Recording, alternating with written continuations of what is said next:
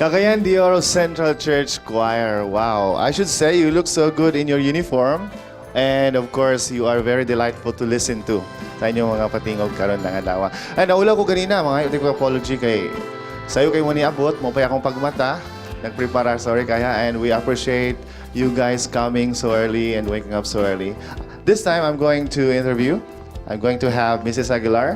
I was told and informed she is the music director of Cagayan de Oro Central Church.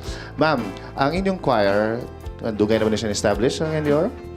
Mga 4 years na guro with Ma'am Betty Caudor. Is this the first time nga naka-out mo sa Central Church or usually visit mo laing churches? We were able to visit some churches like Mantikao, sa Bukidnon, o din lapit sa Opol and many others. Does it mean nga ang grupo, ang choir, pwede sila invite? Pwede na mo invite sa among church foot? Kinsa may contact? Ikaw lang, ma'am, no? One time, last December, 2 Decembers already, we participated in the program of the Hope Channel. And I also heard nga dito sa among association nakakanta mo sa Balingasag. Oh, tsada kayang inyong kwan daw. Wow, thank you, ma'am. Ato invite ang viewers to visit Cagayan de Oro Central Church. Dayon po kung naay events ng atong grupo, ato po siyang i-plug. Okay, we would like to invite you to visit Cagayan de Oro. Then you can hear us always sing every Sabbath. We have some special programs just like December, Thanksgiving, and the Vespers program, AY.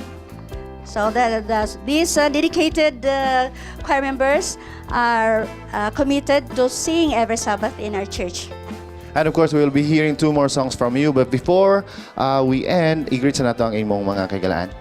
Okay, I would like to greet my husband, of course. Gatang gid siya karon.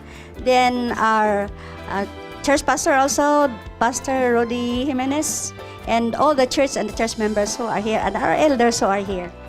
Thank you so much again, the Oro Central Church Choir. Thank you kayo. Now, sa laing bahin mga kapaglaam, of course, atong kaubanon si Ma'am Leila. Atong sayron ang iyang mga tips na po ng ihatag ka nato karong buntaga, only this time sa Health Bits.